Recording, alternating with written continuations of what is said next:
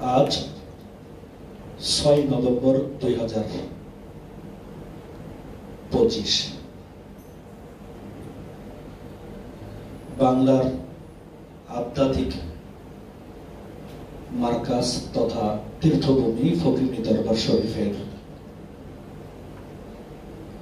আজকে সাপ্তাহিক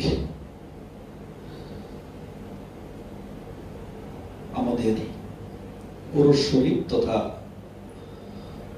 গুরুবার আমাদের সাপ্তাহিক মাহফিল। দেশ এবং পরবাস থেকে অসংখ্য আশিক ও জাকির ভাই বন্ধুরা এদিনে অপেক্ষায় থাকেন আমাদের দরবারে মূলত আলোচনা শোনার জন্যই অনেকে অধিক আগ্রহে অপেক্ষা করতে থাকে। দূর দূরান্ত থেকে আশিক ও জাকির গুরু ভাই ও বোনেরা যারা না আসতে পারেন তারা অনলাইনে দরবারের সাথে সংযোগ রাখার চেষ্টা করে থাকেন। আর যাদের সুযোগ হয় তারাও আমরা ছুটে আসি দরবারে, ছুটে আসি আমরা দরবারে। আমার দিব্য জ্ঞান জাগ্রত করার জন্য মুর্শিদের সনাতনে আমরা উপস্থিত হই মূলত আমার চৈতন্য জ্ঞানকে জাগ্রত করার লক্ষ্যে।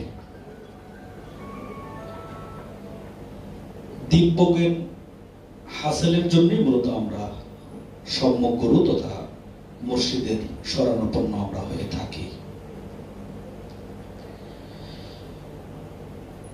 আমি শুরুতেই আমার মহান মুর্শিদ বাংলার আব্দু সৈয়দ কালান্দার বাবা বেদমর্শি আল জাহাঙ্গীর আল্লাহর আব্দুর নরময় কদমে ভক্তি ও চুম্বন দিয়ে কিছু কথা বলার জন্য দাঁড়িয়েছি।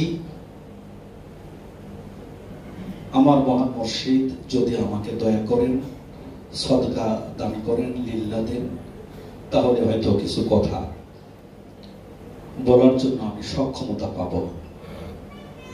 তাই আমি আমার মহান মনিবের দরবারে সাহায্য কামনা করছি। হে মেরে মুর্শিদ, আমাকে কিছু বলার জন্য সাহায্য করুন। প্রিয় উপস্থিতি এবং দেশ এবং পরবাস থেকে যে সকল ভাই বোনেরা আমাদের এই অনুষ্ঠানটি দেখছেন, সকলের উদ্দেশ্যে আমি অদমের কিছু কথা বলার জন্য চেষ্টা চালাচ্ছি। আপনাদের সকলের মনোযোগ কামনা করছি। কোরআন দর্শন গবেষণা করলে দেখতে পাওয়া যায় আল্লাহ তাআলার মৌলিক ইবাদত 3 প্রকার। কথাটা আমি আবার বলছি সকলে নেওয়ার জন্য যে আল্লাহর ইবাদত, ফরজিয়াত ইবাদত আমরা কোরআন দর্শনের আলোকে দেখতে পাই যে 3 প্রকার। এক, আল্লাহর হক, অর্থাৎ হকুল্লাহ যাকে বলা হয়, আল্লাহর হক আমার প্রতি আমার আল্লাহর, আমার মহান রব্বুল আলামিনের কি হক আছে এ বিষয়ে আমাদেরকে জানতে হয় এবং মানতে হয়। এটাকে বলা হয়েছে হকুল্লাহ, আল্লাহর হক। সবাই বলেন এটাকে কি বলা হয়? হকুল্লাহ। জোরে বলেন কি বলা হয়? হকুল্লাহ তথা আল্লাহর হক। আরেকটি ইবাদত আল্লাহ তাআলা রেখেছেন যার নাম মহানবী সাল্লাল্লাহু আলাইহি ওয়াসাল্লাম দিয়েছেন। কোরআন হাদিস প্রণয়ন করলে দেখা যায় আরেকটি ইবাদতের নাম হচ্ছে হকুল ইবাদ।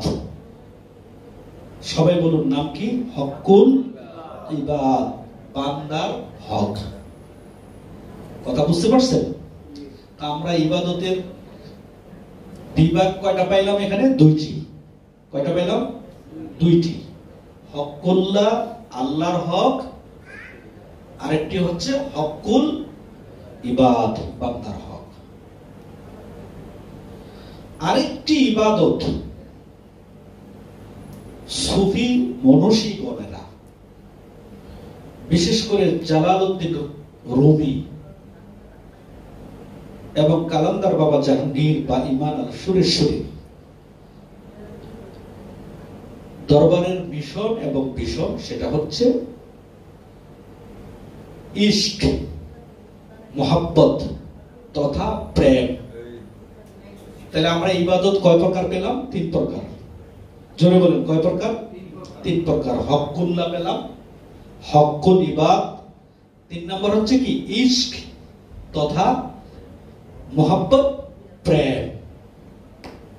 আসেন এই 3টা ইবাদতের বিষয়ে কিছু কিছু ধারণা আমরা নেয়ার চেষ্টা করি। প্রথমে আমরা আসি হকুল্লাহ কাকে বলে। আল্লাহর হক। এখন সমাজ ব্যবস্থায় প্রচলিত ব্যবস্থায় কাউকে যদি আমরা প্রশ্ন করি যে আল্লাহর হক বলতে কি বুঝি বা কি বোঝানো হয়েছে, তা আমরা আল্লাহর হক বলতে অকপটে সকলেই সহজে বলে দিই আল্লাহর হক হচ্ছে কালেমা, নামাজ, রোজা, হজ, যাকাত। সাধারণত কি এই কথাগুলো বলি, এটা কার হক? আল্লাহর হক। কালেমা, নামাজ, রোজা, হজ, যাকাত, বুনিয়াল ইসলাম খামসা। ইসলাম যে 5টি স্তম্ভের উপর প্রতিষ্ঠিত, এই 5টিকে আমরা আল্লাহর হক মনে করি। কথা ঠিক? এই 5টিকে কি করি আমরা? আল্লাহর হক মনে করি। কালেমা, নামাজ, রোজা, হজ, যাকাত। বড় আশ্চর্যজনক হলেও সত্য, হকুল ইবাদ এই যে একটা চ্যাপ্টার আছে বান্দার হক, আমরা এই চ্যাপ্টারটাকে একেবারেই কি আমরা ঐচ্ছিক মনে করছি, এটাকে কোনো গুরুত্বই আমরা দিতে চাই না। তাই বাবা বেদম ওয়ারশি আল জাহাঙ্গীর বলেন, আমরা এত নাফরমান, বান্দাকে ঠকাইয়া আমরা আল্লাহকে জিতাইতে চাই। বান্দাকে ঠকাইয়া আমরা কি করতে চাই? আল্লাহকে জিতাইতে চাই। আর আল্লাহ বলছেন বান্দার হক যদি নষ্ট হয়, কারো দ্বারা যদি বান্দার হক খর্ব হয়, ওই বান্দা ক্ষমা না করা পর্যন্ত আমি আল্লাহ আমার কাছে ক্ষমার বিধান রাখি নাই। হকুল ইবাদ নষ্ট হলে ক্ষমা করার বিধান আল্লাহ রাখেন নাই, বিধানই রাখেন নাই। তাহলে ক্ষমা করবেন কিভাবে? যার ক্ষমা করার বিধান নাই সে ব্যাপারে আমরা খুব গাফিল, তাকে আমরা ঐচ্ছিক মনে করছি, নফলের আমরা গুরুত্ব দিতে চাই না। আর আল্লাহর হকের ব্যাপারে আমাদের সমাজের মানুষগুলো আমরা খুব সেনসিটিভ থাকি, খুব সিরিয়াসলি থাকি আল্লাহর হকের ব্যাপারে। কি টাকা হইলে হজ আমাকে করতে হবে, মক্কায় যেতে হবে, যাকাত দিতে হবে, রোজা রাখতে হবে, নামাজ পড়তে হবে, যেটা প্রচলিত ধ্যান ধারণায় আমরা পালন করছি। এ ব্যাপারে কি আমরা খুব সিরিয়াস থাকি। কিন্তু বান্দার হকের ব্যাপারে একেবারেই কি আমরা জিরো টলারেন্স, এটাকে ঐচ্ছিক বানাই নিছি, যেটাকে নফল বানাই নিছি। অথচ এইটাও কি ফরজিয়াতের অন্যতম একটি স্তম্ভ বান্দার হক, হকুল ইবাদ। যে হকুল ইবাদতের ব্যাপারে আল্লাহ বলেছেন আমি সব ক্ষমা করতে পারি, আন্নাল কুওয়াতা লিল্লাহি জামিআ, আমি সকল ক্ষমতার অধিকারী, ইন্নাহু গফুরুর রহিম, নিশ্চয় আমি গফুরুর রহিম, গফুরুর রহিম আমি হলেও কিন্তু বান্দার হক যে নষ্ট করেছে তাকে ক্ষমা করে দেওয়ার বিধানই আমি রাখি নাই। এর বিধানই কি আমার কাছে নাই। তাহলে মাপ চাইতে হবে কার কাছে? আল্লাহর কাছে নাকি বান্দার কাছে? জোরে বলেন। মাপ চাইতে হবে বান্দার কাছে, কারণ বান্দা ক্ষমা না করলে আল্লাহ নিজেও কি ক্ষমা করার বিধান তিনি রাখেনই নেই, বিধানই রাখেন নাই। তাই বাবা জাহাঙ্গীর বা ইমান আল শরীফ একটি আলোচনায় শুনেছি যে আল্লাহ তাআলা এত মহান, তিনি বলেছেন লা তাকনাতু মির রাহমাতিল্লাহ ইন্নাহু গফুরুর রহিম। তোমরা আমার রহমত থেকে নৈরাশ হইও না। আমার রহমত থেকে কি নৈরাশ হইও না। ইন্নাহু গফুরুর রহিম, নিশ্চয় আমি গফুরুর রহিম। তার মানে তুমি চাইবার আগেই আমার নামের যেন কলঙ্ক না হয়। আমি যেহেতু গফুরুর রহিম, আমি রহমান সাধারণ দয়ালু, সকলের জন্য সার্বজনীন, আর গফুরুর রহিম বিশেষ দয়াবান। আমি তুমি চাইবার আগে আমার যে হক ওইটা আমি মাফ করে দিয়েছি, ওইটা আমি মাফ করে দেই। চাইবার আগেই কি, দরখাস্ত করার আগেই কি ওইটা কি করেন? তিনি মাফ করে দেন। তাহলে তিনি কোনটা মাফ করতে পারেন না? হকুল ইবাদ, ওইটা তিনি কি করতে পারেন না? ক্ষমা করেন না। ক্ষমা করার বিধান তিনি রাখেন নাই। এখন আমরা আল্লাহকে খুশি করতে গিয়ে বান্দার মনে কষ্ট দিয়ে আমরা খুশি করতে চাই কাকে? আল্লাহকে। জোরে কোন কাকে? আল্লাহকে আমরা খুশি করতে চাই। এখন বান্দার হকের ব্যাপারে আল্লাহ সুবহানাহু ওয়া তাআলা এত সিরিয়াস কেন হইলেন? যে তার যে হক আছে, হকুল্লাহ আছে, তিনি সেটা মাফ করে দিবেন, কিন্তু বান্দার হক তিনি মাফ করতে পারবেন না। কেন এত সিরিয়াস হওয়ার কারণ কি? তার কারণ বুঝেছি ফকরিনী দরবারে এসে। বাবা জাহাঙ্গীর বলেছেন আল্লাহ রহস্য, এই মানুষ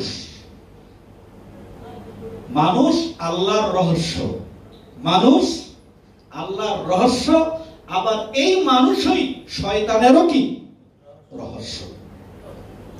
এই দরবারে এসে বুঝতে পারলাম কেন আল্লাহ বান্দার হক ক্ষমা করেন না।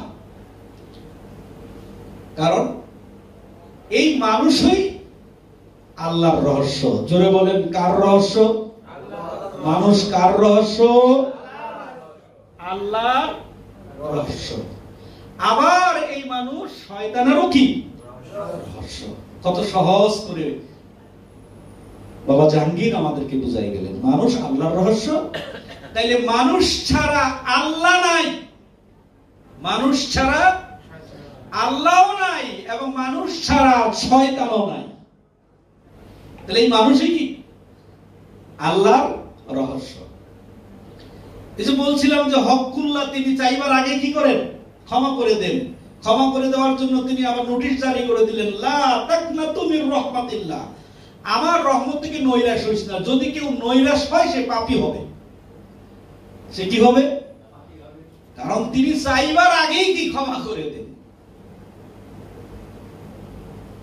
কারণ ক্ষমা করে দিবেন এটা তিনি ডিক্লারেশন দিয়েছেন যে আমার হক কি, আমি এই পাঁচটা যে তার হক উনি চাইবার আগে কি করেন? তিনি ক্ষমা করে দিবেন। বিদায় বলেছেন লা তাকনাতু মির রাহমাতিল্লাহ ইন্নাহু গফুরুর রহিম, যে সাবধান আমার রহমত থেকে কি তুই নৈরাশ হইস না, কারণ তোর পাপের চাইতে আমার দয়া অনেক বেশি। তোর পাপের চাইতে কি আমার দয়া অনেক বেশি, সুতরাং আমার রহমত থেকে কি নৈরাশ হইস না। তুই ঠেকবি কি কোথায় জাফরি? তুই ঠেকবি কি কোথায়? হকুল ইবাদে। এই ব্যাপারে তোর সেনসিটিভ হওয়া দরকার। অথচ তুই হকুল ইবাদতের ব্যাপার, ইবাদতটাকে তুই ঐচ্ছিক বানাই নিয়া তুই কি করছস? আবশ্যকীয় বানাই নিছস হকুল না। দেখবেন যে কোনো দোকানে যান বা যে কোনো আপনি একটা ফল কিনতেই যান, দেখবেন কিভাবে মানুষ ঠকানো যায়, মানুষ ঠকায় কিভাবে ব্যবসা করা যায়, ব্যবসায়ীদের কাছে গেলে বোঝা যায় যে কিভাবে মানুষকে কি ঠকানো যায়, কত কৌশলে মানুষকে ঠকানো যায়, মানুষকে ধোঁকা দেওয়া যায়, মানুষের সাথে প্রতারণা করা যায়। এই ব্যাপারে আমরা কি খুব সিরিয়াস। বিশেষ করে আমরা বাঙালি জাতি হিসাবে বিশ্বের বিভিন্ন দরবারে আমরা খুব নাম করেছি এই ব্যাপারে।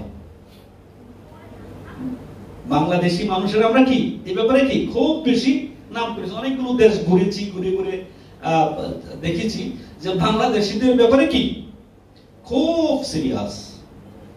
আমরা কি এই বাটপাড়ির ব্যাপারে, প্রতারণার ব্যাপারে আমরা কি খুব বেশি কি এক্সপার্ট। কিন্তু যে মানুষটা টুপি, পাগড়ি, জুব্বা, আবা, কাবা, পাঁচ ওয়াক্ত নামাজ, রোজা, হজ, যাকাত, এই যে রোজার মৌসুম যখন আসে, আপনি দেখবেন রোজার মৌসুম আসার আগেই কি যেই দ্রব্যগুলো নিত্য প্রয়োজনীয় দ্রব্যগুলো বেশি চলে, ওইটা কালো বাজারিরা, মজুদদারিরা কি করে এটাকে জমায় রাখে। কারণ সামনে রমজান আসতেছে, ওইটাকে জমায় রেখা কি করে আড়তদারিরা এটা জমায় রেখে রমজান আসে কৃত্রিম সংকট তারা সৃষ্টি করে এটার কি দামটা কি করে আপনার ত্রিপল গুণে কি তারা বৃদ্ধি করে দেয়। দ্বিগুণ না, শুধু ত্রিপল গুণে কি তারা কি করে বৃদ্ধি করে দেয়। গত কয়েকদিন আগে অনলাইনে যাত্রাবাড়ি এলাকায় খুব প্রচুর মশা লাগে। অনলাইনে একটা দেখলাম যে ডিভাইস এটা লাগায় রাখলে সব মশা কি ওইখানে গিয়ে কি মানে পড়ে যায়। তো ভাবলাম ভালোই তো, কয়েলও অসুবিধা হয়, মশারিটা নাইলেও গরম লাগে, ওইটা অনলাইনে অর্ডার দিলাম। এত আকর্ষণীয় বিজ্ঞাপন দেখে কি এটা অর্ডার দিলাম। তো যাত্রাবাড়ি এসে আমাকে ফোন করলো যে ভাই আপনার প্রোডাক্ট আসছে, নিয়ে যান। সাধারণত অনলাইনে যেভাবে মার্কেটিংটা হয়, আনতে গেলাম। এখন উনি বলতেছে আমি সেলস, শুধু পৌঁছায় দাও আমার দায়িত্ব। আমি কোম্পানির চাকরি করি না, অন্য জায়গায় কাজ করি, শুধু পৌঁছায় দেওয়াটা কি আমার দায়িত্ব। এটা খুললেই কি আর না খুললেই কি এটা আমার কোনো দায়িত্বের বিষয়। যেখানে আপনি অর্ডার দিয়েছেন তাদের সাথে যোগাযোগ করেন। আচ্ছা খুললাম না, বাসায় গিয়ে খুললাম, কখন খুলবো, যেটা লাগাইলে কি মশা সব আসবে, অপেক্ষায় আছি। খুলে দেখি সর্বোচ্চ 1100 টাকা দাম নিল, সর্বোচ্চ এটা তৈরি করতে 1 থেকে 150 টাকাও নাকি খরচ হবে। 1 থেকে কি 150 টাকাও মনে কি খরচ হয় নাই। কিসের মশা চাইব, একেবারেই বাটপারি, সম্পূর্ণটাই বাটপারি, পুরোটাই কি বাটপারি। আরেকটা হাসির কথা আমি বলতেছি, কথা বুঝাচ্ছি যে আমরা বান্দাকে ঠকাই আল্লাহকে জিতাইতে চাই। এই প্রসঙ্গে আমি কথা বলতেছি যে হাক্কুল্লাহর ব্যাপারে আমরা সিরিয়াস থাকি, কিন্তু হাক্কুল ইবাদতের ব্যাপারে আমরা কি জিরো টলারেন্স, এটাকে ঐচ্ছিক বানাই দিছি। আমার এক বন্ধু হাসতে হাসতে একদিন কইল ওনার যে কোনো দাঁতের সমস্যা হয়েছে, মানে একেবারে আমেরিকার এই সেই প্রোডাক্টটা উনি অর্ডার দিয়েছে দাঁতের জন্য। তো আমার বলতেছে যে আগামীকালকে আমার দাঁত আসবে। তো ভালো কথা, দাঁত আসবে, খুব কোথাকার প্রোডাক্ট, বলছে যে এটা খুব দামি প্রোডাক্ট। কত দামি? 3200 টাকা, আমেরিকা থেকে বানাই বানাইছে, ছোট হবে বড় হবে, তারপরে যদি হয় তাহলে আমারও সামনের দাঁতের একটু সমস্যা, আমি অর্ডার দেবো যদি আপনারটা ভালো হয়। ঠিক আছে, উনি দাঁত আনছে। আনার পরে পরের দিন অফিসে যাওয়ার পরে বললাম যে ভাই আপনার দাঁতের খবর কি? হিসাব আর কথা কই না। কেন কথা কইতাম না কেন? ভাই 4 টাকা দামের প্লাস্টিকের যে ছোট কাঠে যে দাঁত লাগায় মানুষের এক সময় বাচ্চারা দেখে বলে যে খেলাধুলা করতো না, দাঁত লাগায়, আলগা দাঁত লাগায় প্লাস্টিকের, এর চেয়ে তো নরমাল একটা বিষয়। এই বাহারি বিজ্ঞাপনের খপ্পরে পড়ে 3200 টাকা কি জ্বলে গেছে। আচ্ছা বলেন, এটা কারে ঠকাইলো? বান্দারে। কথা ঠিক? এটা বান্দারে ঠকাইছে। যতগুলো ঠকবাজের কারবার করে সবগুলো কি বেনামাজিরা করে? কথা কয় না। যতগুলো ঠকবাজি কারবার হচ্ছে সবগুলো কি বেনামাজিরে করে? জোরে কোন? সবগুলো তো বেনামাজিরে কি বেনামাজিরা করছে না। সবগুলো কি হিন্দু ভাইয়েরা করে? সবগুলো কি খ্রিস্টান ভাইয়েরা করে? আমাদের মতো পাঞ্জাবিওয়ালা, আমাদের মতো জুব্বাওয়ালা, আমাদের মতো টুপিওয়ালা, আমাদের মতো মসজিদওয়ালা, আমাদের মতো রোজাওয়ালা, আমাদের মতো হজওয়ালারা কি করে না ভাই? জোরে কোন? করে। কিন্তু করার পরও তাদের মস্তিষ্কে একটা বিষয় সেট করে দেওয়া হয়েছে, সেটা কি? যত পাপ করো, যত অপরাধ করো, নামাজ পড়ে আল্লাহর কাছে ক্ষমা চাইলে সব মাফ। নামাজ পড়ে আল্লাহর কাছে চাইলে কি সব মাফ। কোন এক অফিসার রোজার মাসে ঘুষ খাবে, তো তার ক্লায়েন্ট ঘুষ নিয়ে গেছে, উনি ঘুষ হাতে ধরে না, ড্রয়ের কি করছে? টান্দা দিছে যে ড্রয়ে রাখে। রোজা রমজানের দিন এটাকে হাতে নেওয়া যায়? ড্রয়ে রাখা যায়। আমরা অফিস আদালতের গুলোর এই ধরনের খবরও কি পাচ্ছি।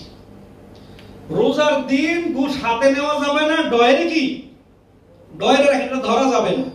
তাড়াতাড়ি করেন, মসজিদে জামাত আরম্ভ হয়ে যাচ্ছে। তাড়াতাড়ি করেন, মসজিদে কি জামাত আরম্ভ হয়ে গেছে। একটা সত্য কথা বলে ফেলি ভাই, আমিও দাঁড়িয়ে রাখছি, কিন্তু কেন জানি আমি নিজে এখন কোন দাড়িওয়ালা দেখলে তার কাছে সদাই আনতে আমি এখন যাই না। এটা আমার ভুল হোক আর শুদ্ধ হোক, আমার কাছে কেন জানি কোন দাড়িওয়ালা যদি কোনো মানুষ বিক্রেতা হয়, আমি তার কাছে যাই না। আমি নিদাইরা খুঁজি, দেখি দাড়ি ছাড়া কি আছে। এটা আমার চরিত্র থেকে আমি বলতেছি, কারণ নেগেটিভ আমি বলছি না। আমার চরিত্র থেকে কি আমি দাঁড়িয়েওয়ালা, আমার চরিত্র থেকে আমি শিক্ষা নিয়েছি। আমি খুব কম চাই, কারণ যত প্রতারণা এই লেবাস, এই সাইনবোর্ড দিয়ে আমরা করছি, এই সাইনবোর্ড দিয়ে আমরা করছি। আর আমাদের একটা বিশ্বাস আমাদের ভিতরে ঢুকাই দেওয়া হয়েছে, যত অপরাধী করো মসজিদে গিয়ে নামাজ পড়বা, তওবা করবা, আস্তাগফিরুল্লাহ রাব্বি মিন কুল্লি যামবি ওয়া আতুবু ইলাইহি লা হাওলা ওয়ালা কুওয়াতা ইল্লা বিল্লাহিল আলিয়্যিল আযীম, সব মা। অথবা আরেকটা বড় ইস্তেগফার পড়বা, 70 বছরের জীবনের গুনাহ মাফ। কয় বছরের? 70 বছরের জীবনের গুনাহ মাফ। কি? আল্লাহু লা ইলাহা ইল্লা হুয়াল হাইয়ুল কাইয়্যুম ওয়া আতুবু ইলাইহি লা হাওলা ওয়ালা কুওয়াতা ইল্লা বিল্লাহিল আলিয়্যিল আযীম, 70 বছরের মাপ। কয় বছরের মাপ? 70। এত সোজা। আল্লাহ বলতেছে হকুল্লাহ, আমি ক্ষমা করে দিব, দেওয়ার মতো আমার অধিকার আছে, আমার ক্ষমতা আছে। কিন্তু বান্দার হক নষ্ট করলে ওইটা মাফ করার বিধানে কি আমি রাখি নাই। এই ব্যাপারে ফকরিনী দরবার সবচেয়ে বড় কি সেনসিটিভ। হকুল ইবাদতের ব্যাপারে কি আপোষ। কারণ বান্দার হক নষ্ট হলে আল্লাহ সেটা কি ক্ষমা করবেন না। এখন সমস্যা হচ্ছে কি, হক মনে করি, শুধু হক আমরা মনে করি টাকা পয়সা লেনদেনের ক্ষেত্রে। হক মনে করি কোন ক্ষেত্রে? টাকা পয়সা লেনদেনের ক্ষেত্রে। আর হক মনে করি, আর এর বাহিরে যে হক আছে ওইটা যারা হকুল ইবাদত মনে করি আমরা, ওইটা আমরা কি অনেকে কি জানি না, শুধু টাকা পয়সা লেনদেন মনে করি কি হক।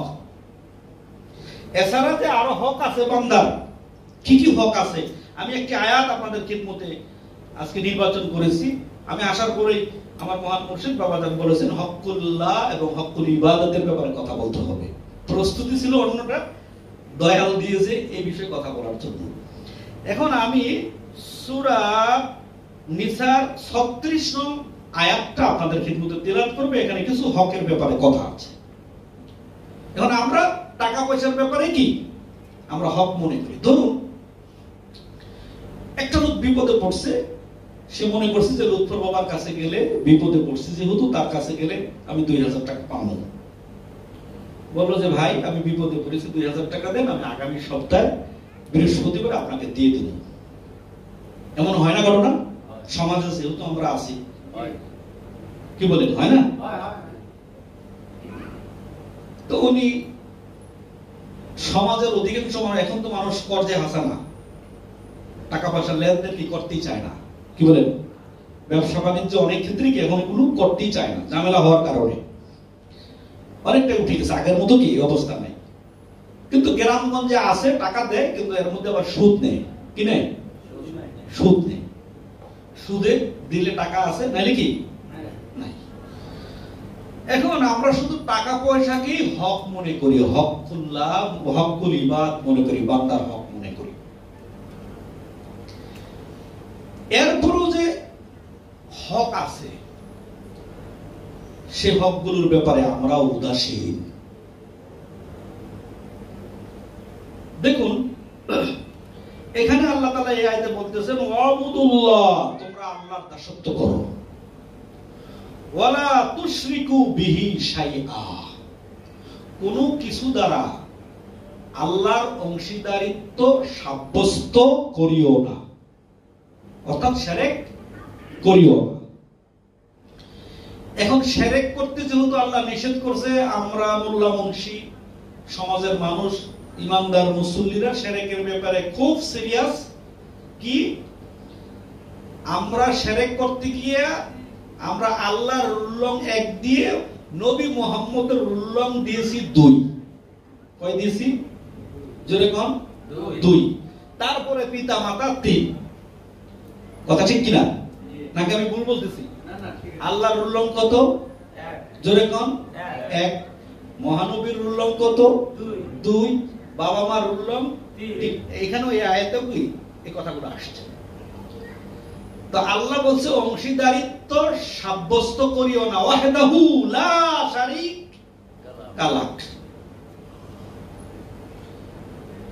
এই সৃষ্টি রাজ্যে একটি ধূলিকণারও ক্ষমতা নাই, সে পৃথক অস্তিত্ব দাবি করে বলবে যে আমি আল্লাহ থেকে জুদা, আল্লাহ থেকে জুদা। একটি ধূলিকণারও কি নাই, ক্ষমতা নাই।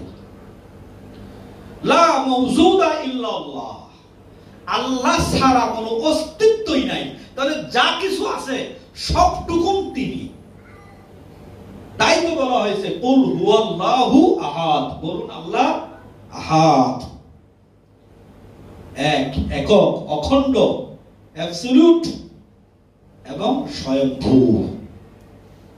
কিন্তু এখানে শিরক করতে নিষেধ করছে। প্রথমে আমরা না বুঝে শিরক করে ফেলি কি,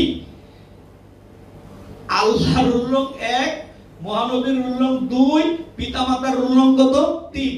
তাইলে আরো 2টা সত্তা সাব্যস্ত করা হইল কি হইল না? জোরে কোন? আরো 2টা সত্তা সাব্যস্ত করা হইল আল্লাহর সাথে। মহানবীকেও সত্তা হিসাবে সাব্যস্ত করা হইল, পিতামাতাকেও কি করা হইল? আরেকটা সত্তা হিসাবে কি করা হইল? সাব্যস্ত করা হইল। তাহলে এইটা না শিরক।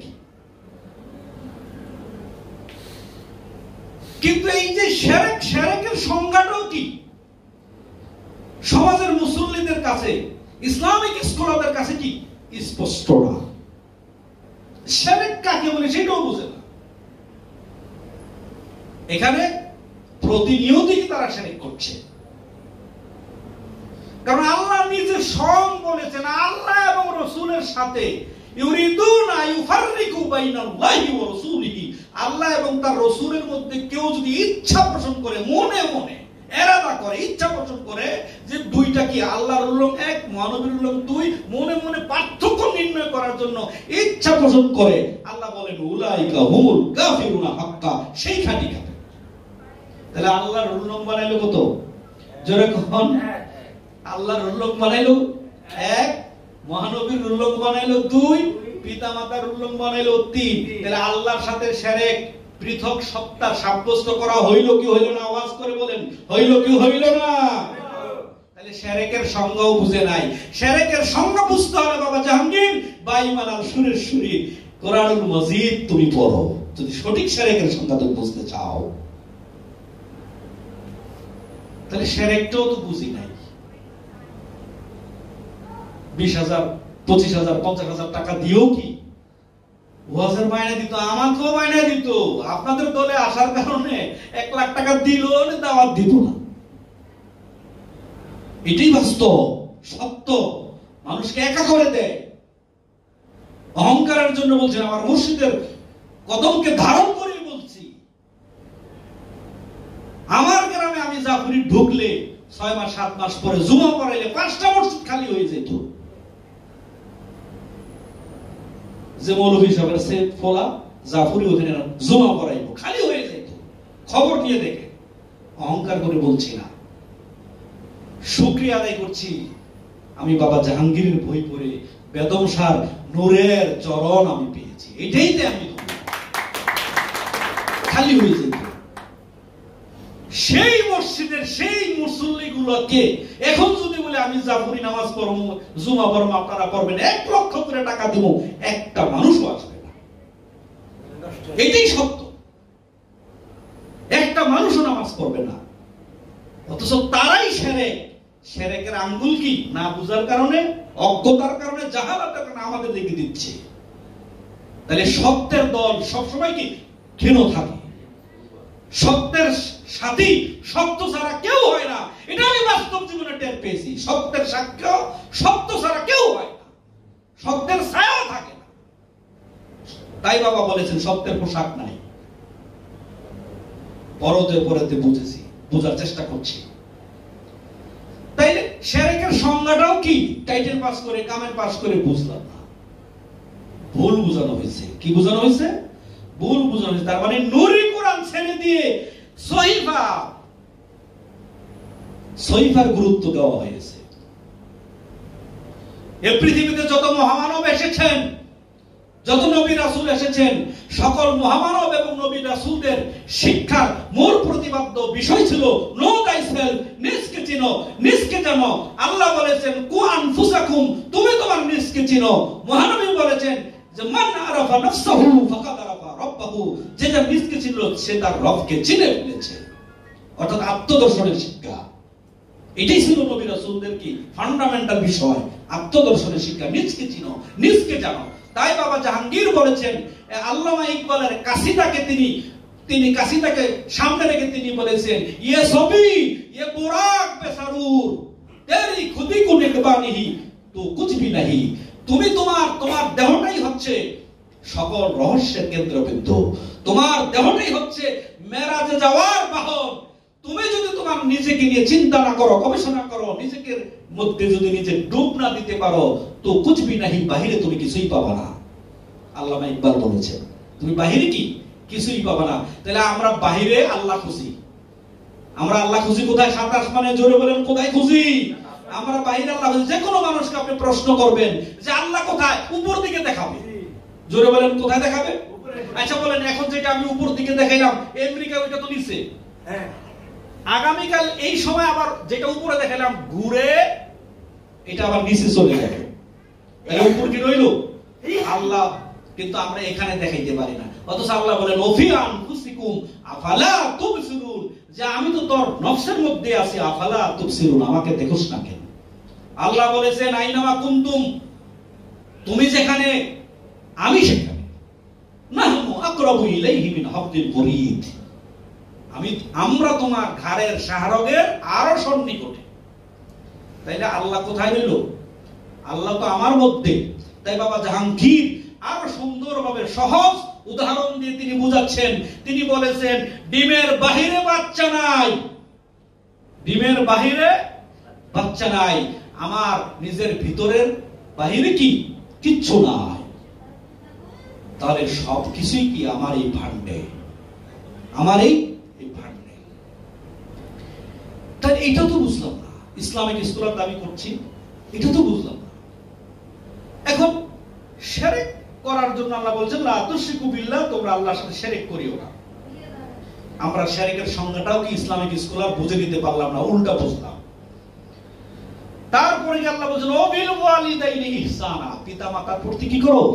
সৎ ব্যবহার করো। পিতা মাতার প্রতি কি করো?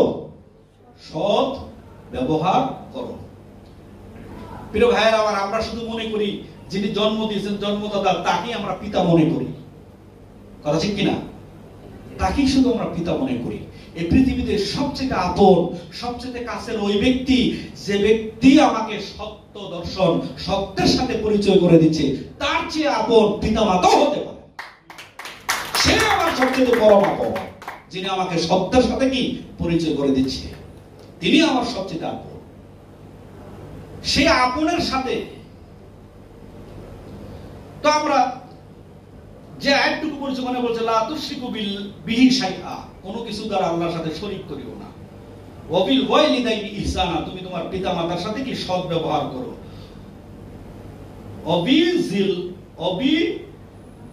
জিল কুরবা ওয়াল ইয়াতামা ওয়াল মাসাকিন, এখানে আরো তিনটা কথা বলছে, কাদের সাথে কি সৎ, কাদের হক আছে আমাদের উপর, আরো তিনটার কথা এখানে আসছে। তাহলে হক আসলো, কাদের কাদের হক আসলো, এখানে দেখলাম জিল কুরবা, আমার নিকট আত্মীয়। তাহলে আমার শুধু টাকা পয়সা আমার হক না, আমরা বুঝলাম। শুধু টাকা পয়সাই কি হক না, আরো হক কি আছে? কার হক আছে? অজিল কুরবা, আমার নিকট আত্মীয়। নিকট আত্মীয়ের হক কি আমার কাছে কি আছে? এখন নিকট আত্মীয়ের হক কি শুধু জায়গা জমি, নাকি আরো কি হক আছে? কি বলেন? শুধু জায়গা জমি কি টাকা পয়সাই কি হক না, আরো হক, নিকট আত্মীয়ের আরো হক আছে। এখন কুরবা বলা হয়েছে কারাবাত, যিনি সবচেয়ে নিকটবর্তী, সবচেয়ে কি নিকটবর্তী। বাবা বেদম ওয়াসি আল জাহাঙ্গীর মহান মুর্শিদ তিনি বলেন, দূরে থেকেও কাছে থাকা যায়, আবার কাছে থেকেও কি দূরে সরে যায়। কথা বুঝছেন? মহান মুর্শিদ বাবা বেদম ওয়াসি আল জাহাঙ্গীর তিনি বলেন, জাফরি শোনো, দূরে থেকেও কাছে থাকা যায়, আবার কাছে থেকেও দূরে সরে যায়। এটা কিভাবে? আয় হায়, কাছে থাইকেও কি খুব কাছে কাছে আসা, আমি জাফরি বাবার সামনে দাঁড়িয়ে আমি বাবার অনেক বড় খাদেম, বাবার কাছে থাকি, কিন্তু কাছে তো বাবা কি বললো, দূরে থেকেও কি কাছে থাকা যায়, আবার কাছে থেকেও কি দূরে সরে যায়। তাহলে কাছে থাকলে দূরে কিভাবে সরে যায়? তার মানে হচ্ছে যেদিন আমরা এই দরবারে ঢুকলাম, ঢুকে মনস্থির করলাম বাবার কাছে বায়াত নিব,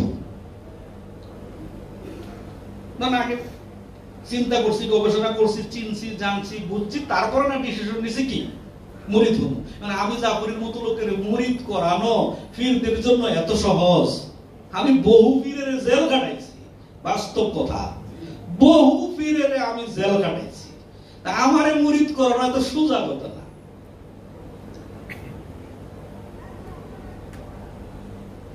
এখন কি কাছে থেকেও দূরে থাকা, দূরে থেকেও কাছে থাকা যায়, আর কাছে থেকেও কি দূরে সরে যায়। যখন এখানে আসলাম তখন আমাদের দরবারে বায়াত দেয়, অন্য দরবারে বায়াত দেয় কেমনে? ওই যে বলছি আস্তাগফিরুল্লাহ রব্বি মিন কুল্লি যামবি ওয়া আতুবু ইলাইহি লা হাওলা ওয়ালা কুওয়াতা ইল্লা বিল্লাহিল আলিয়্যিল আযীম। 70 বছরের গুনাহ maaf করায়। কি করায়? গুনাহ maaf করায়। आगे 70 বছরের গুনাহ maaf করে আস্তাগফিরুল্লাহ পড়ায়, পড়ায় के सब बुरी बातों से, सब बुरे कामों से या अल्लाह बख्श दे। সব যত খারাপ কাজ করছি, যত অন্যায় করছি, বদ কাজ করছি, এর থেকে আল্লাহ কি করে maaf করে। এই কবিতা পড়ায় না তো তাফাকির মতো পড়ায়। এখন আয়া পাগলা বাটার কাছে এলাম মুরিদ হওয়ার লাগা, পাগলা বাটার লগে উনি পড়াইলো কি কি পড়াইলো, আমি মনে প্রাণে বেদম ওয়ারশির কাছে মুরিদ হইলাম, মুরিদ হইলাম, মুরিদ হইলাম। একটু তো কয় নাকি, আমি মনে প্রাণে বাবা বেদম ওয়ারশির কাছে মুরিদ হইলাম। তো এইবারে তো আস্তাগফিরুল্লাহ পড়াইলো না, সব্বুরে বাতু সে, সব্বুরে কামু সে, এইটাও পড়াইলো না, মে আল্লাহ বখশে দে এইটাও কইলো না, মুনাজাত করলো না, দোয়া করলো না, টুপি নাই, দাড়ি নাই, পাঞ্জাবি নাই, জুব্বা নাই। আবার সব্বুরে বাতুসও কইলো না, সব্বুরে কামুসও। তো মুরিদ কেমন হইলাম? খেয়াল করেন, উনি বলেছেন দুইটা জিনিস উনি চাইছেন। কয়টা জিনিস চাইছে ভক্তের কাছে? উনি কি ওনার নিজের মন করা মতো চাইছে, নাকি না মুহাম্মদী সিলসিলা মাওলা আলীর সিলসিলা হয়ে চাইতে হবে? উনি কি মন করা মতো চাইছে? উনি চাইছেন দুইটা জিনিস, আমি মনে প্রাণে, মনে প্রাণ, মন এবং প্রাণ। কয়টা জিনিস দাঁড়াইল ওখানে? জোরে কোন? মন দাঁড়াইছে, তারপর প্রাণ। এই দুইটা জিনিস চাইছে, দেহ চাইছে, এই দুইটা জিনিস চাইছে, মন এবং প্রাণ। তাহলে এই মন এবং প্রাণ দিয়ে কেউ কাছে থাকে, কাছে থেকে দূরে যায়, আবার কেউ দূরে থেকে কি কাছে থাকে। মন এবং প্রাণের বিষয়। এই খেলাটা কিসের? যখন মন এবং প্রাণ। এখানে আপনি এই ঘরে আছেন বসা, আমি মনে করতেছি আমার সামনে বসে খুব সুন্দর ওয়াজ শুনতেছে আজমল ভাই, আমাদের আজমিরি ভাই, আমি মনে করতেছি, কিন্তু ওনার মনটা তো আমি করতে পারি নাই। আমার মন্তব্য করা ঠিক না, যেহেতু আমি ওনার মনের ভিতরে ঢুকতে পারি না, ওনার মনটা পড়তে পারি, তাহলে ওনার ব্যাপারে মন্তব্য করা কি আমার অধিকার আছে? জোরে কোন? আমি তো ওনার মনটা পড়তে পারি না, ওনার মনটা এই মুহূর্তে কোথায় আছে। কিন্তু আমি যে আপনাদের সামনে আলোচনা করতেছি, আলোচনার ফাঁকে ফাঁকে আমার মনটা কোথায় যাচ্ছে এইটা কিন্তু আমি আবার বুঝতেছি। সময় সময় এই ঘর থেকেও বেরে কি মন দৌড় মারে। আমি কিন্তু আলোচনা করতেছি একটা বিষয় নিয়ে, যদি আমরা অনেক সময় হারাই ফেলি, কিন্তু মনটা কি দূরে সরে যায়। তাইলে মন এবং প্রাণের দ্বারা কাছেও থাকা যায়, আবার মন এবং প্রাণের দ্বারা কি দূরে সরে যায়। তাইলে জাহিরি ভাবে কাছে থাকলেও কি এটা ধর্তব্য বিষয় নয়, কারণ আল্লাহ তো দেখেন মানুষের মন, মোল্লায় দেখে মানুষের দাড়ি, দেখে টুপি, জুব্বা, সব্বুরে বা তুসে, সব্বুরে খামুসে, শব্দ কি দেখে? শব্দ। তাহলে মন এবং প্রাণ দিয়ে যিনি কাছে থাকে, কুরবা, যে কথাটা বলছি যে কুরবার হক, ওজিল কুরবা আল্লাহ বলেছেন তোমার নিকটাত্মীয়ের হক। তাহলে নিকটে কে? সবচেয়ে নিকটে কে? তার হক, যিনি আমার সবচেয়ে নিকটে। এখানে আমি যদি সত্যিই মুরিদ হয়ে থাকি, সারাদিন 24 ঘন্টার মধ্যে 2-1 ঘন্টা হইলে তো বাবার কথা হঠাৎ করে মনে পড়ে, মনে করলেই কি চেষ্টা করি কি দেখি এই দরবারের সাথে মুআমালা থাকি ধরে রাখতে পারে কিনা, সংযোগ, মনের সাথে মনের সংযোগ, এটাকে বলছে সালাত। মনের সাথে যোগাযোগ, সংযোগ, এটাকে বলছে সালাত কোরআন। এটাকে লাগায় রাখতে হবে। তাই কোন কবি মনে হয় বলছেন, নিরিখ বান্দরে মন দুই নয়নে ভুইল না মন তাই, ওই নাম ভুল করিলে যাবিরে মারা, পড়বি বিষম ফেলে। তাহলে এটা নিরিখের বিষয়, নিরিখ বর্জকের বিষয়, যে নিরিখ এবং বর্জকের দ্বারা যে আপন মুর্শিদকে সবচেয়ে বেশি কাছে রাখতে পারে, সেই দূরে থেকে কাছে। আর নিরিখ এবং বর্জক হারাইয়া কাছে বসে থাকলো হ্যাঁ কি অনেক দূরে। তাহলে এখানে খেলাটা হলো কিসের? মনের। জোরে বলেন কিসের খেলা? প্রাণ তো সবে দিতে হবে, মনের খেলা। তাই কবি বলেছেন, কি সুন্দর এক গানের পাখি মন নিয়ে সে খেলা করে। আল্লাহ, যাকে আমরা আল্লাহ বলে জানি, এখন যাকে আমরা আল্লাহ বলে জানি, মুর্শিদ কইলে ফতুয়া দিব কাফের হয়ে গেছি। এখন এরা মুর্শিদ, এরা আল্লাহরে মুর্শিদও মানতে চায় না, অথচ তাদের তাফসীর গুলোতে বলছে যে মুর্শিদই আল্লাহ। তা আমরা তো আল্লাহরই মুর্শিদ কই, কথা ঠিক কিনা বলেন? আমরা তো আল্লাহরই মুর্শিদ কই। ওনারা অনুবাদ করছে কি? মুর্শিদ অনুবাদ করছে আল্লাহ। আচ্ছা ঠিক আছে, মুর্শিদ অনুবাদ করছে খুব ভালো, এটার সাথে আমরা তো একমত, আমরা তো আল্লাহরই মুর্শিদ কই। কিন্তু আমি মুর্শিদ কইলে কয় বেদম মুর্শিদ, ব্যক্তি নিয়ে আসে। কি নিয়ে আসে? আমি দয়াল কই আমার আল্লাহরে, হ্যাঁ মনে করি কি আমি ব্যক্তিরই কইতেছি না, আমি তো আমার আল্লাহরই দয়া কই, আমি তো গুরু আমার আল্লাহরই কই, আমি মুর্শিদ তো আমার আল্লাহরই কই, আমি গুরু গোসাই তো আমার আল্লাহরই কই। হ্যাঁ আমার মনের খবর না রাখা উল্টা করে কি আমাদের কি করে শিরক ফতোয়া দেয়, কুফরি ফতোয়া দেয়। কারণ হয়তো মনের মধ্যে ঢুকতে পারে নাই, মন নিয়ে তো আর খেলা খেলির মধ্যে কি ঢুকতে পারে নাই। তাইলে আমরা যে বিষয়টা আমরা বুঝলাম, ফিল কুরবা যেটা বলছি, নিকট আত্মীয়, নিকট আত্মীয়, তাহলে সবচেয়ে নিকট আত্মীয়র হকদার হচ্ছে মুর্শিদ। মুর্শিদ হচ্ছে সবচেয়ে নিকট আত্মীয়র হকদার। মাওলা, মাওলা কি সবচেয়ে নিকট আত্মীয়র হকদার। তাইলে নিকট আত্মীয়র হকদার আমরা কি পাইলাম? মাওলা, মুর্শিদ পাইলাম। এখানে কি পাইলাম? শুধু আমার পাড়া প্রতিবেশী না, আত্মীয় স্বজন না। কোরআন বলতেছে কি, ওইটা তো দর্তব্য বিষয় নয়, ওইটাও অনুষ্ঠান। তোমার ভাই বোন আত্মীয় স্বজন, ওইটাও অনুষ্ঠান। ওইটা কি অনুষ্ঠান? অনুষ্ঠানের মধ্যে সত্য থাকে অনুপ্রমা, ওইটা অনুষ্ঠান। এই আনুষ্ঠানিকতা থেকে বের হতে হবে আমাদেরকে। তাইলে আমি ফিল করবা যিনি আমার নিকট আত্মীয়, যিনি আমার নিকট জানের চাইতে কাছে, তিনি হচ্ছে আমার মাওলা, তিনি হচ্ছে আমার মুর্শিদ, তিনি হচ্ছেন আমার বেদম ওয়াসিয়া জাহাঙ্গীর। আপনার মুর্শিদ হচ্ছে সবচেয়ে নিকট আত্মীয়। তাহলে তার হক, মুর্শিদের হক কি? মুর্শিদের লোকের টাকা পয়সা লেনদেন আছে কিনা? অনেকে আবার ফতুয়া দেয় যে ফিরে রাখি আপনার পয়সা নেই ভক্তদের কাছ থেকে, কয় না? আরে ভাই, রাসূল সাল্লাল্লাহু আলাইহি সাল্লামের ইনকামের উৎস আল্লাহ নিজে তৈরি করে দিয়েছে। সূরা মুজাদালা সম্ভবত 12 নং আয়াত। ওখানে বলছে রাসূলের কাছে যে তুমি কথা বলতে যাও, যাওয়ার আগে নাজরানা দাও। যেরকম মারহাবা, কি দাও? নাজরানা দাও। তুমি যে কথা বলবা, কথা বলার আগে তোমাকে নাজরানা দেওয়া ওয়াজিব করেছে। আগে নাজরানা দাও, তারপরে কথা বলো। খবরদার, আগে নাজরানা দাও, তারপরে কথা বলো। আবার রাসূল কি কইতেছে, এরা যে নাজরানা দেয়, যদি দেয় আপনি এটা গ্রহণ করবেন। আবার নির্দেশ দিছে কি, আপনি কি করবেন? যেরকম আপনি এটা গ্রহণ করবেন। গ্রহণ কইরা তাদের পক্ষ থেকে আপনি ক্ষমা চাইবেন। তাদের পক্ষ থেকে, কার পক্ষ থেকে? তাদের পক্ষ থেকে আপনি ক্ষমা চাইবেন। তাইলে নিকট আত্মীয়র হক কোনটা? আমার নিকট আত্মীয় যদি আমার মুর্শিদ হয়, আমার মাওলা হয়, তাহলে ওনার হক, সবচেয়ে বড় হক আমার উপর আছে। আমি যদি ওই হক নষ্ট করি, তাহলে কি আমি হকুল ইবাদতের মধ্যে আটক করবো না? আমি তো তার কাছে ওয়াদাবদ্ধ। আমি তার কাছে কি ওয়াদা দিছি না? আমি জাফরি দরবারে যে আমার কি বেদম ওয়ারশি আল জাহাঙ্গীর, তিনি কি আমারে গলার মধ্যে গামছা লাগাই টাইনে আনছে, না আমি নিজে ইচ্ছাইছি?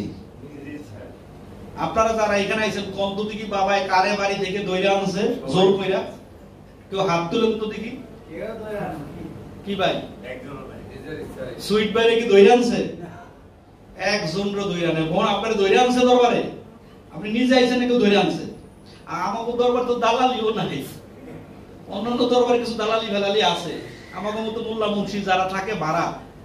আজকেও বিকালে দেওয়ারবাগি হুজুরের বড় এক মাওলানা সাহেবের সাথে কথা বলতেছিলাম, প্রায় 1 লাখ টাকার মতো বেতন পায়। হ্যাঁ, আসেন, একটা ওয়াজ মাহফিলে গেলে 20,000 15,000 কি পায়? হাদিয়া পায়। মিলাদ শরীফ পড়তে গেলে কি, একটা মিলাদ পড়লে অন্তত এই মৌলবীরে 5,000 কমে দিতে পারে না। এই মৌলবীগুলোকে মাগরিবের পরে কথা বলতেছেন আজকে, আমার রোহান সাক্ষী। আমগো দরবার তো মিলাদও নাই। আছে মিলাদে কেউ কারো বাসায় মিলাদ ফরাইয়া আমার 500 টাকা দিচ্ছেন, এমন ভাই একটা হাত তোলেন তো দেখি। যে 5 বছরের মধ্যে 5 বছর আমার হয়ে গেছে আলহামদুলিল্লাহ, যে 5 বছরের মধ্যে জাফরি করে দাওয়াত দিছি, মিলাদ ফরাইয়া ওখানে 500 টাকা হাদিয়া দিছি। এই হাদিয়া নজরটা কি এর লোভে নাই? হ্যাঁ, কি এর লোভে আয়?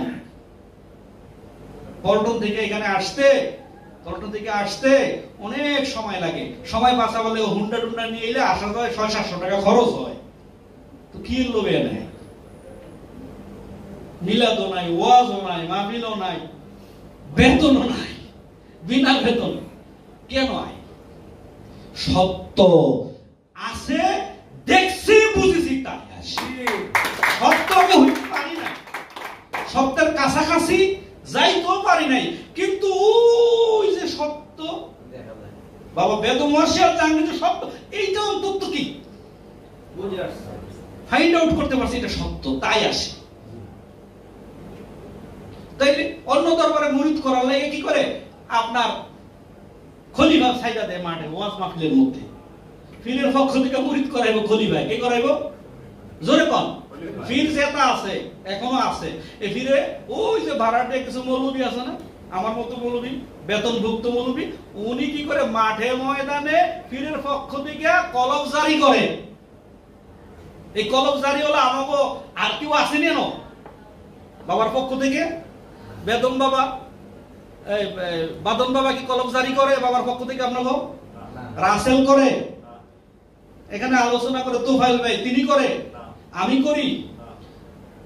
আপনার পছন্দ হইছে, মন ভূত হইছে, আপনি নিজের ইচ্ছায় বাবার কাছে আইয়া কইতেছেন আমি বিক্রি হইতে চাই, বায়াত নিতে চাই। কি নিতে চাই?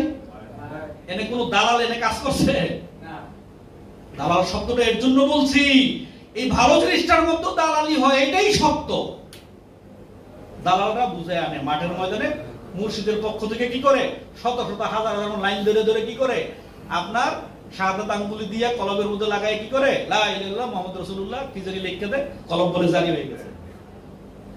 আর সব্বুরি বাতুসে সব্বুরি কামুসে তো করাই দেয়, 70 বছরের গুনাহ মাফ করে দেয়। তাহলে আমগো তো দালালির ব্যবস্থাও নাই, নিজে স্বেচ্ছায় আইসা কি করছি, ধরা খাইছি। কথা ঠিক কিনা? নিজে স্বেচ্ছায় আইসা এখানে ধরা খাইছি, কেউ জোর করে আনে না, দালালি করে কেউ আনে না। কাউরে আনছে আবার বাবা জাহাঙ্গীরের বই, ঠিকানা দিছে, বই কি দিছে? জোরে কোন। বইয়ে ঠিকানা দিছে, কিন্তু কোন খলিফা দালালের কথায় আমরা এখানে আসি নাই, নিজে জেনে বুঝেই কি আমরা এখানে, কথা ঠিক কিনা, এখানে আসছি। তাহলে ফিল করবা আমার সবচেয়ে নিকট আত্মীয় হচ্ছে আমার মুর্শিদ। যে ব্যক্তি, মহানবী বলেছেন লা ইউমিনু আহাদুকুম হাত্তা আকুনা আহাব্বা ইলাইহি মিন ওয়ালিদিহি ওয়া ওয়ালাদিহি ওয়ান নাসি আসমাইন।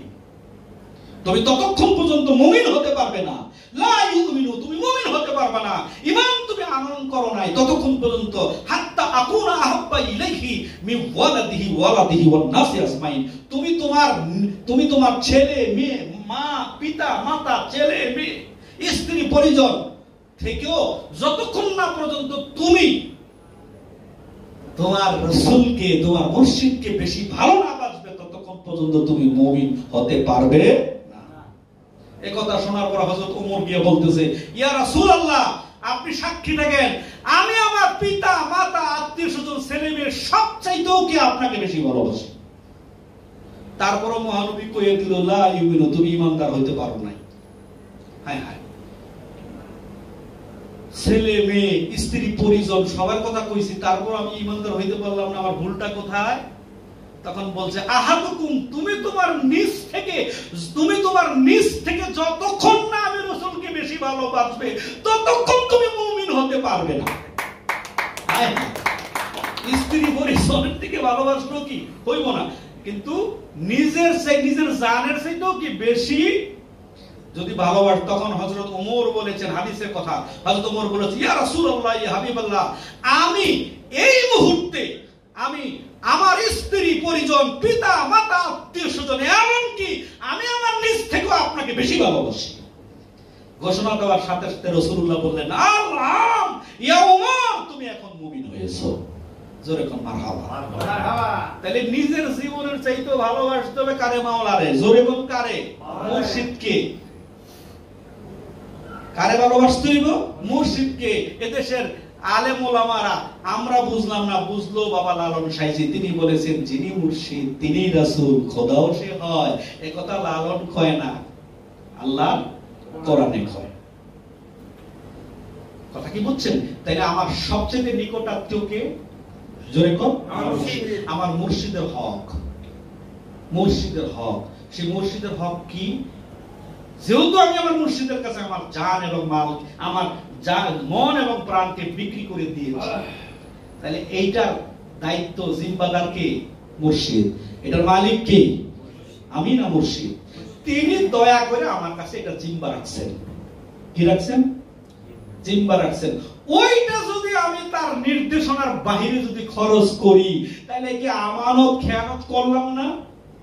বান্দার হক কি আমি নষ্ট করলাম না? এখন বান্দার হক নষ্ট করলে তো আল্লাহ কইছে যে আমি সব ক্ষমা করতে পারি, কিন্তু বান্দার হক কি ক্ষমা করতে পারি না। তাহলে আমার জিল কুরবা, আমার নিকটাত্মীয় কি? আমার মুর্শিদ। তারপরে এখানে আরেকটা কথা শেষ, অল্প সময় বলতেছে, আমার সমন জারি হয়ে গেছে, অল ইয়াতামা, এখানে এতিমের কথা বলা হয়েছে, অল মাসাকিন, মিসকিনের কথা বলা হয়েছে। মানে এতিম আমরা মনে করি কি, সাধারণত যে সন্তানের পিতা মাতা মারা গেছে, স্বাভাবিকভাবে আমরা তারে কি বাহ্যিকভাবে আনুষ্ঠানিকতার দিক থেকে আমরা মনে করি এই ছেলে মেয়েটা কি এতিম। কথা ঠিক? যে এতিমের সংজ্ঞা বাবা দিয়ে বললাম, ওয়ালা ইয়াহুদ্দু আলা তুআমিল মিসকিন, সেই ইসলাম থেকে খালি যে মিসকিন এবং এতিমের হক মাইরা দেয়। এখন আমরা এতিম বলতে কি বুঝছি? যে সন্তানের পিতা মাতা নাই, সে কি এতিম। আর মিসকিন বলতে কি বুঝছি? যিনি অর্থহীন, টাকা নাই, পয়সা নাই, বস্ত্র নাই, বাড়ি নাই, গাড়ি, তারে আমরা মিসকিন মনে করছি। এটি তো মনে করি স্বাভাবিক। কি বলেন? নো, তিনি মিসকিন নয়। তিনি মিসকিন যিনি মুর্শিদের আশ্রয়ে আশ্রিত, তিনি হচ্ছেন মুর্শিদ। তিনি নিজের মন এবং প্রাণ মুর্শিদকে শপথ দিয়ে তিনি মুর্শিদের কাছে আশ্রিত, তিনি হচ্ছেন মিসকিন। আর এতিমকে কথা আমার শেষ। এখন এতিম এবং মিসকিনের হক আমাদের উপর আছে, এটা বান্দার হক। জোরে বলেন কি? এটাই বান্দার হক। এই বান্দার হকগুলো আমাদের আদায় করতে হবে। তাহলে আমরা ইসলামের মৌলিক ইবাদতের মধ্যে তিনটা বিষয় পেলাম। একটা হচ্ছে হকুল্লাহ, সমানভাবে আর কথা বলতে পারছি না। আরেকটা হচ্ছে হকুল ইবাদ, আরেকটা হচ্ছে ইশক, মহব্বত তথা প্রেম। এই প্রেমে কোনো দলিল চলে না। প্রেমে কি চলে না? কোনো দলিল চলে না। তাই মহানবী বলেছেন, লা ইউফতা আলাল আশিকিন, আশিকের উপর কি কোনো দলিল, জোরে বলেন, কোনো দলিল চলে না।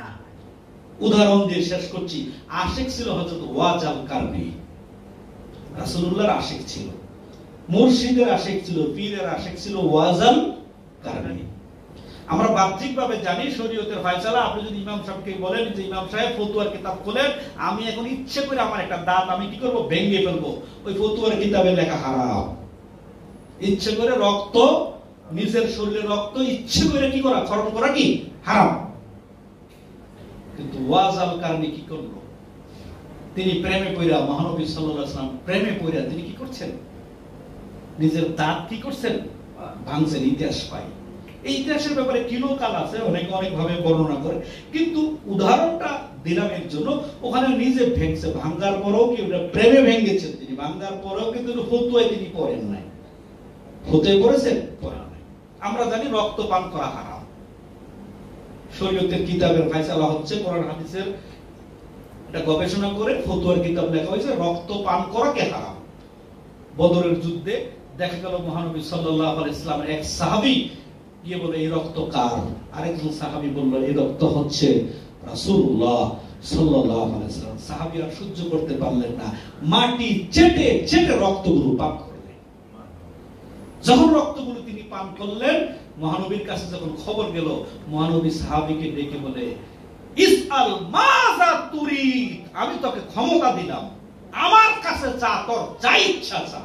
জোরে বল সুবহানাল্লাহ। সুবহানাল্লাহ। তোর যা খুশি কি আজকে আমার কাছে ইসআল, তোর যা খুশি আমার কাছে চা। রাসূলুল্লাহ কিন্তু কয় না ইসআলু লিল্লাহ, আল্লাহর কাছে যা খুশি চা। হাদিসের কিতাব, আপনারা হাদিস দিয়ে বলতেছি, ইসআল মাযা তুরিদ, তোর যা মনে চায় আমার কাছে চা। কেন? রক্ত পান করছিস, রক্ত খাওয়া না হারাম? কি ভাই, একটু আগে ফতোয়া দিলেন রক্ত খাওয়া হারাম, আবার এখানে হাদিসে দেখতেছি রাসূলুল্লাহ রক্ত পান করার পরে সাহাবীরে খুশি হয়ে কইতেছে, ইসআল মাযা তুরিদ, তোর যা খুশি আজকে আমার কাছে চা। সাহাবীও বুদ্ধিমান ছিল। সাহাবী কয়, আজকে যদি আমি রাসূলুল্লাহকে বলি উহুদ পাহাড়টা আমাকে স্বর্ণ বানাই দাও, রাসূলুল্লাহ কইলে কি দেরি হইব? কোন ফায়াকুন, দেরি হইব? তিনি সম্পদ চাইলেন না। তিনি মনে মনে যদি বলেন, তিনি যদি বলেন যে আমি সাম্রাজ্যের বাদশা হব, সাম্রাজ্যের আজকের বর্তমান আমেরিকা, সাম্রাজ্যের বাদশা হব, তিনি যদি চাইতেন, রাসূলুল্লাহ যদি বলতেন কুন ফায়াকুন, কথা ঠিক? তিনি বাদশাহীও চাইলেন না, তিনি উহুদ পাহাড় স্বর্ণ হয়ে যাক সেটাও তিনি চাইলেন না। তিনি কি চাইলেন জানেন?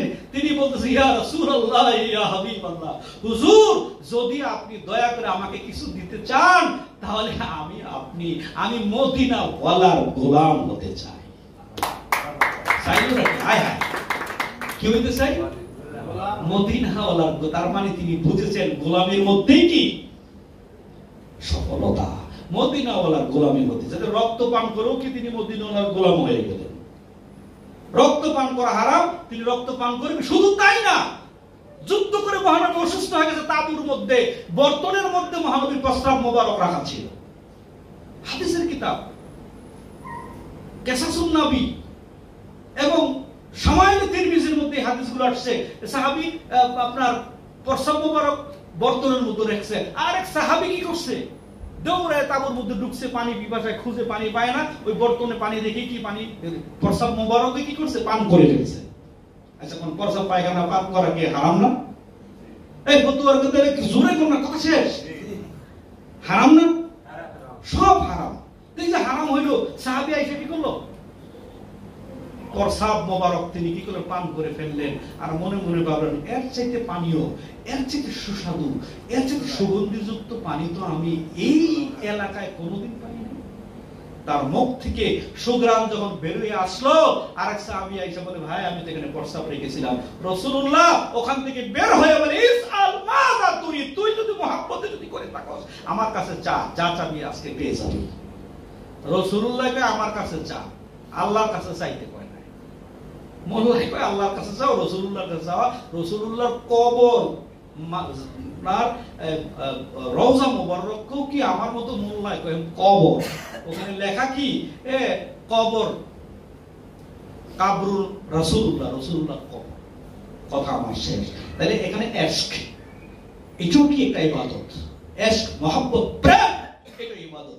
তাই আল্লামা জালালউদ্দিন রাহিমাহুল্লাহ তিনি বলেছেন, ইবাদতে বহুত রাস্তা আছে, আমি প্রেমকে কি বেছে নিয়েছি, প্রেমকে বেছে নিয়েছি।